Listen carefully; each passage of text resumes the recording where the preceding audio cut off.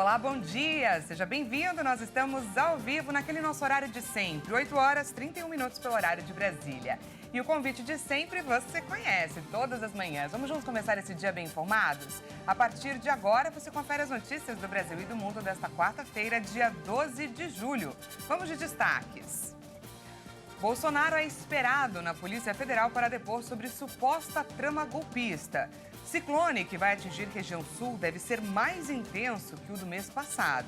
Cúpula da OTAN se reúne pelo segundo dia e representante do governo russo diz que apoio à Ucrânia pode culminar na Terceira Guerra Mundial. E ainda, Coreia do Sul afirma que o governo norte-coreano dispara mais um míssil balístico não identificado em direção ao mar do Japão. A gente conta tudo isso e muito mais a partir de agora. Mais uma vez, o ex-presidente Jair Bolsonaro é esperado para depor hoje na sede da Polícia Federal em Brasília. Ele vai falar sobre suposto envolvimento em um caso denunciado pelo senador Marcos Duval. Vamos relembrar que caso é esse. O ex-presidente Jair Bolsonaro se apresenta para prestar depoimento sobre suposto plano denunciado pelo senador Marcos Duval, na tentativa de anular as eleições. Este será o quarto depoimento prestado por Bolsonaro à Polícia Federal, desde que deixou o Planalto.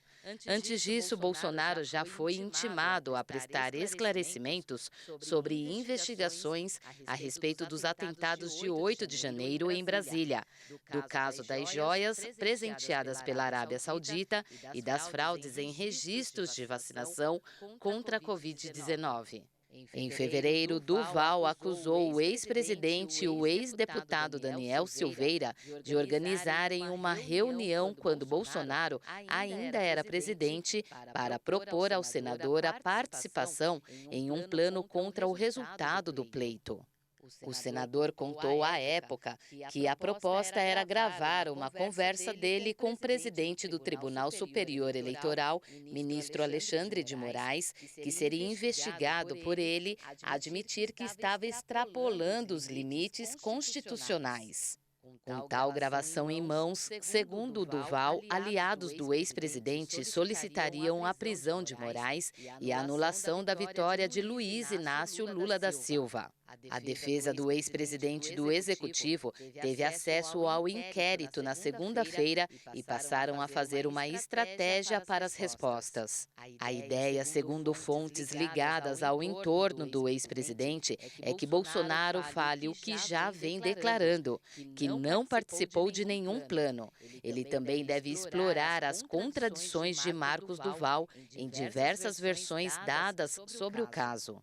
Marcos Duval mudou a versão da história e tentou minimizar o suposto envolvimento de Bolsonaro no episódio, alegando inclusive que se enganou ao dizer que havia sido coagido. No mês passado, por ordem do Supremo Tribunal Federal, policiais federais cumpriram mandados de busca e apreensão em 3 endereços de Duval. Documentos, pendrives e equipamentos eletrônicos foram apreendidos para a perícia. O tenente-coronel Mauro Cid, ex-ajudante de ordens do ex-presidente Jair Bolsonaro, prestou depoimento nesta terça-feira na CPMI, que apura a depredação dos prédios sede em Brasília, que aconteceu no dia 8 de janeiro. A assessoria jurídica da comissão irá avaliar se Mauro Cid descumpriu a ordem judicial, já que ele tinha o direito de ficar calado em perguntas que pudessem incriminá-lo, e ele se manteve em silêncio durante toda a audiência pública. Vamos conferir juntos na reportagem da Jaqueline Fonseca. A Comissão Parlamentar Mista de Inquérito que apura os atos de 8 de janeiro aprovou a quebra do sigilo telefônico do tenente-coronel Mauro Cid, ajudante de ordens do ex-presidente Jair Bolsonaro. Mauro Cid prestou depoimento à CPMI nesta terça-feira, mas ficou calado diante de todos os questionamentos dos parlamentares. O tenente-coronel conseguiu, junto ao STF, um habeas corpus que garantia que ele poderia ficar em silêncio diante de questões que poderiam incriminá-lo, mas ele optou por não responder nenhuma pergunta. Se recusou, inclusive, a dizer sua idade. Por isso, a mesa da CPMI afirmou que vai denunciá-lo ao STF. Na abertura da sessão, no tempo disponível para a apresentação, Mauro Cid fez um relato sobre o trabalho que realizava como ajudante de ordens de Jair Bolsonaro e explicou que ficaria em silêncio porque, embora na CPMI ele estivesse na condição de testemunha, é alvo de pelo menos 8 inquéritos junto ao Supremo. Mauro Cid está preso desde o começo do mês, quando foi alvo de operação da Polícia Federal, que investiga possível fraude em cartões de vacinação contra a Covid-19. Na mesma oportunidade, ele teve o celular apreendido e no aparelho foram localizadas mensagens de teor golpista. Justamente por causa destas mensagens, Mauro Cid foi convocado a prestar depoimento à CPMI, mas não trouxe novos elementos para análise dos parlamentares.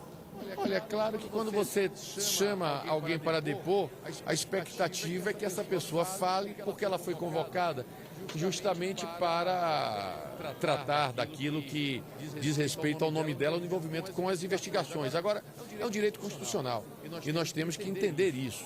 Nós temos que sempre observar o estrito cumprimento da lei e o regular processo judicial. A CPI é um processo judicial.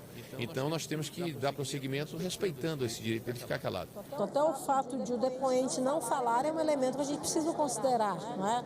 Tem um princípio da própria decisão, por exemplo, da medida cautelar, ou seja, ele não pode falar naquilo que ele incrimina. Se ele não fala em tudo, ele pode se incriminar em tudo. Então, isso para a gente já é também um elemento.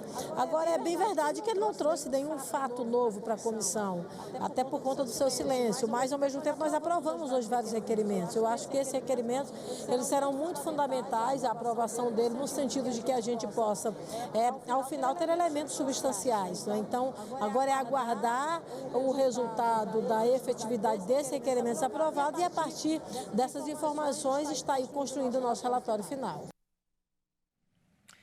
E agora a gente vai falar sobre o bolso do brasileiro. O preço da carne caiu pelo 6º mês seguido. Você percebeu a diferença? Dados apontam que a queda acumulada no ano já chega a 5,8%. Os dados fazem parte do IPCA, o Índice Nacional de Preços ao Consumidor Amplo. O recuo em junho foi de 2,10%, contribuindo entre os alimentos para a deflação de 0,08% no mês. Todos os cortes bovinos que fazem parte do índice da inflação oficial tiveram redução no mês e acumulam queda de 5,89% neste ano e de 6,73% em 12 meses. A alcatra é a que registrou a maior queda, com 8,09%. Seguida pelo filé mignon, contrafilé e a picanha. Segundo especialistas, a redução no custo dos produtores acabou refletindo na queda do preço para o consumidor. Desde o segundo semestre do ano passado, os preços da soja e do milho caíram.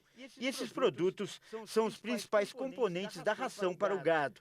As projeções indicam que a queda deve continuar. E o ciclone extratropical, que vai atingir a região sul do país a partir de hoje, deve ser mais forte do que o último, que causou grandes estragos e até mortes. A Defesa Civil Nacional e o Instituto Nacional de Meteorologia aumentaram o alerta sobre os riscos do fenômeno. De acordo com a Defesa Civil Nacional, os ventos causados pelo ciclone extratropical devem ser iguais ou até superiores aos que atingiram o sul do país em junho, quando diversas cidades registraram estragos, destruição e mortes. Segundo a Defesa Civil, o ciclone começará a se formar a partir do fim da madrugada de quarta-feira, entre Paraguai e Argentina, e chegará ao Brasil no decorrer da tarde. Além dos ventos, a chuva deve ser bastante forte entre quarta e quinta-feira no Rio Grande do Sul, em Santa Catarina e no Paraná.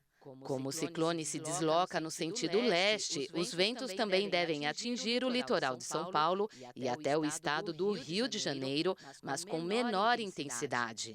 A aproximação do ciclone também fez com que o Instituto Nacional de Meteorologia, o INMET, elevasse o nível de alerta em parte do país. Nesta quinta-feira, a região sul está sob o chamado alerta laranja, que representa perigo para tempestades. Até ontem, o alerta era amarelo. A previsão para o Rio Grande do Sul é que a chuva deve ultrapassar os 100 milímetros e os ventos podem atingir 110 quilômetros por hora. E veja a seguir, cúpula da OTAN se reúne pelo segundo dia e representante do governo russo diz que apoio à Ucrânia pode culminar em terceira guerra mundial. E ainda, Coreia do Sul afirma que governo norte-coreano dispara mais um míssil balístico não identificado. Nós voltamos já, não perca!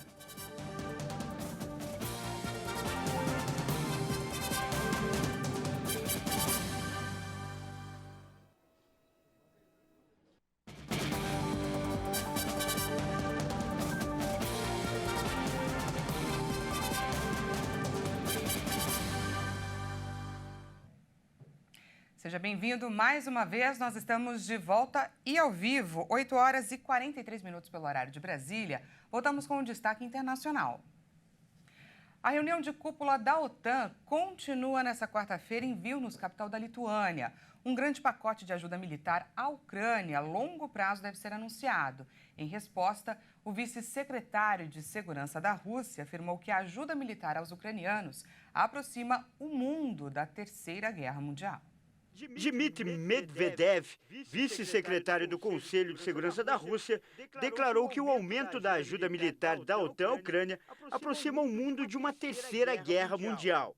O comentário é uma resposta às declarações feitas no primeiro dia da reunião de cúpula da Aliança Militar na Lituânia.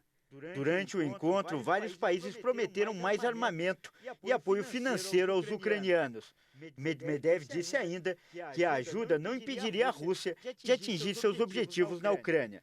A expectativa nesta quarta-feira é de que o presidente dos Estados Unidos, Joe Biden, e os líderes do G7 anunciem um grande investimento militar de longo prazo para a Ucrânia.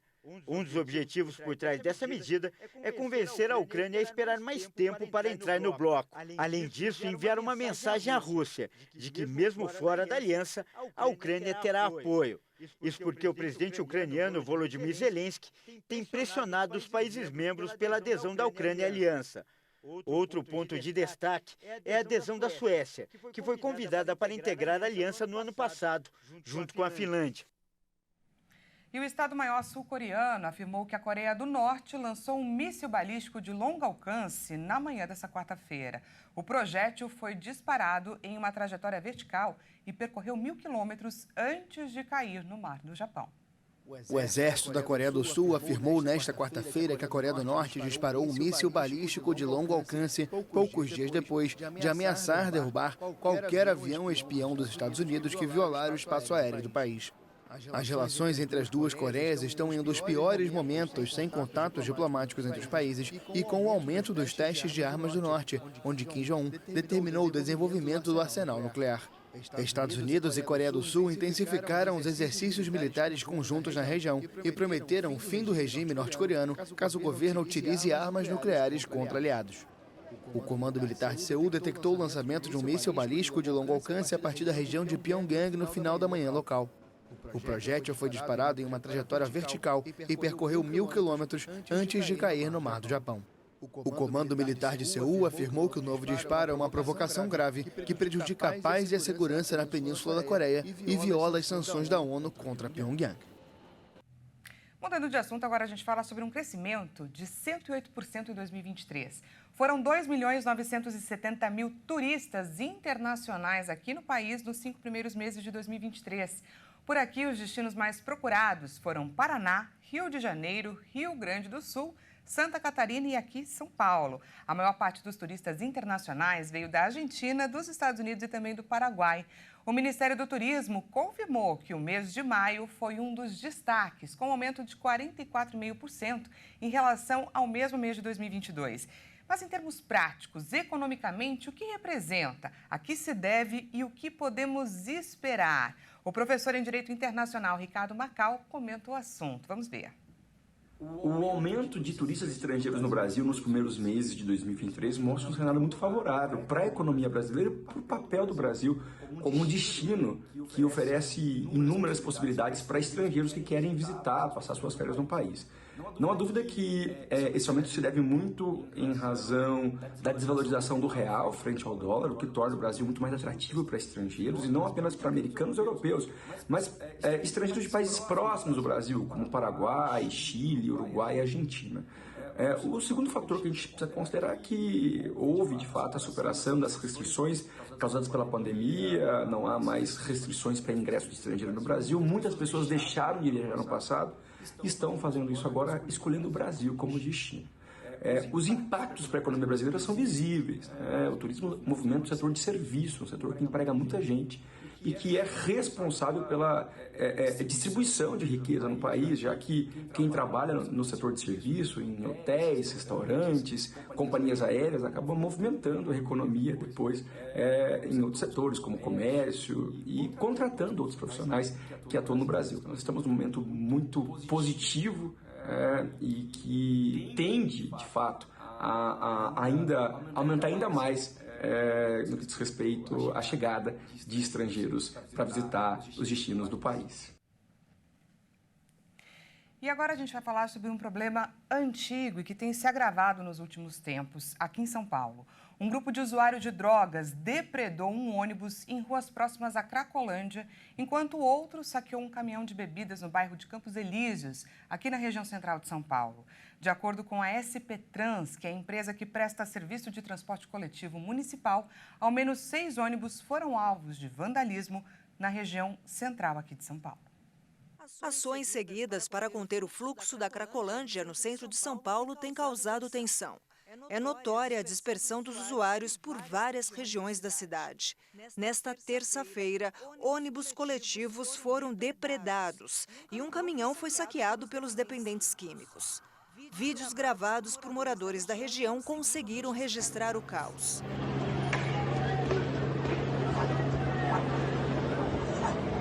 Como quando dezenas de pessoas aglomeradas em volta de um caminhão atacaram objetos, forçaram as portas do lado do motorista e do passageiro. Em outro momento, em um ônibus atacado, um cobrador sofreu luxações nos membros inferiores e foi levado ao Hospital das Clínicas. Uma passageira dos coletivos também sofreu escoriações. Foi preciso que a Polícia Militar utilizasse balas de borracha e bombas de efeito moral para dispersar os usuários de droga que habitam o local. E agora a gente fala sobre um tema que tem sido destaque nos noticiários dos últimos dias. O presidente do Senado, Rodrigo Pacheco, disse que o texto da reforma tributária vai ser aprovado nos próximos meses. O ministro da Fazenda, Fernando Haddad, prevê que o Senado fará mudanças na proposta durante a tramitação na Casa para evitar novos impostos estaduais. Vamos conferir as atualizações. Em entrevista coletiva, o ministro Fernando Haddad disse estar confiante que logo a reforma tributária deve ser aprovada no Senado. Ele acredita que as mudanças devem acontecer no sentido de melhorar a proposta. Estamos confiantes que vamos aprovar as matérias vindas da Câmara com a independência que o Senado tem, no sentido de aperfeiçoar os textos, mas muito confiantes de que promulgaremos uma reforma tributária depois de tantas décadas à altura dos desafios que estão colocados para o Brasil. O presidente do Senado, Rodrigo Pacheco, também garantiu que a Casa vai cumprir seu papel e entregar a reforma tributária aprovada nos próximos meses. Ele informou que o relator da reforma já foi escolhido, é o senador Eduardo Braga. Segundo ele, o texto deve passar primeiro na CCJ para depois seguir ao plenário da Casa. Ele acredita que a promulgação da reforma deve acontecer ainda este ano. O que eu estimo, é só uma estimativa mesmo, é que possamos fazer esse trabalho e exauri-lo ao longo de 2 meses e possamos ter, no meio desse segundo semestre, a apreciação pelo Senado. E com um intuito muito forte de que a gente possa promulgar essa emenda constitucional da reforma tributária, que vai ser um marco político, histórico para o país, ainda esse ano. A promulgação da emenda constitucional ainda esse ano é essa nossa expectativa e é certamente a expectativa da Câmara dos Deputados, de todas as pessoas que estão envolvidas com a reforma tributária. O inverno é cheio de tradições. Uma delas é a confraternização ao redor de uma mesa com um belo prato de sopa. Por isso, nada melhor do que ir ao Festival de Sopas do CEAGESP, aqui em São Paulo, que reúne milhares de pessoas há mais de 60 anos. Vamos conferir um pouco mais sobre essa tradição com o repórter Leonardo Félix. Água, azeite, carne bovina, especiarias e temperos, farinha de arroz, legumes, manteiga e, é claro, o ingrediente principal, cebola. Muita cebola.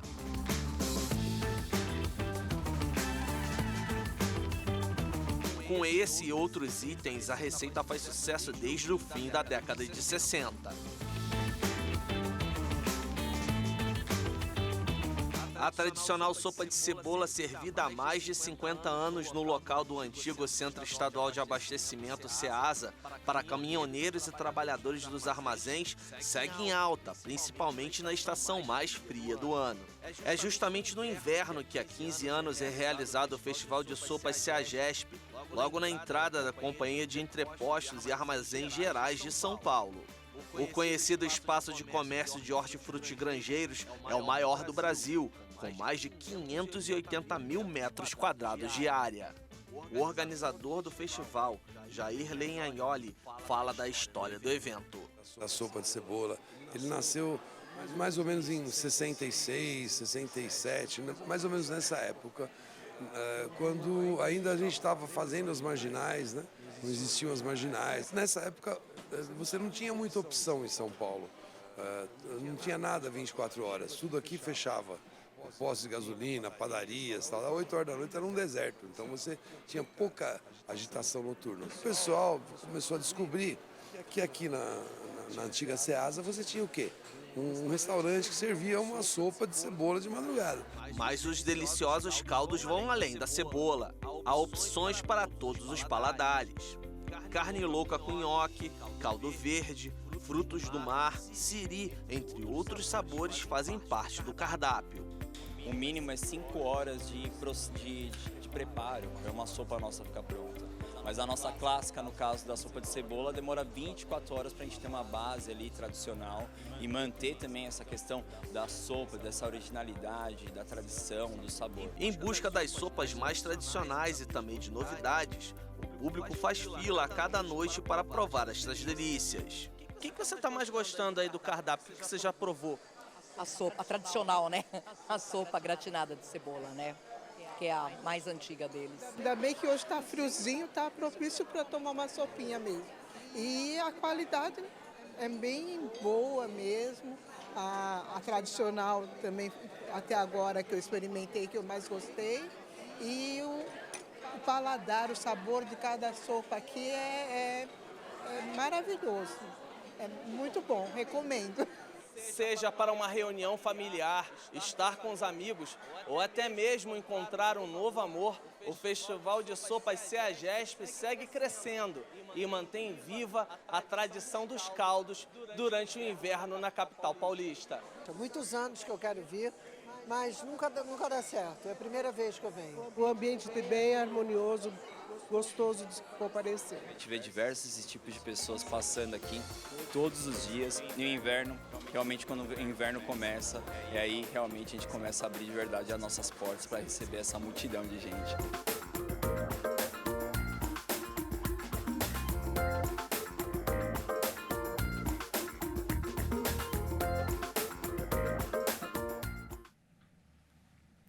Essa edição fica por aqui. Muito obrigada pela sua companhia. Às 10 horas eu volto com mais informações para você. Até já!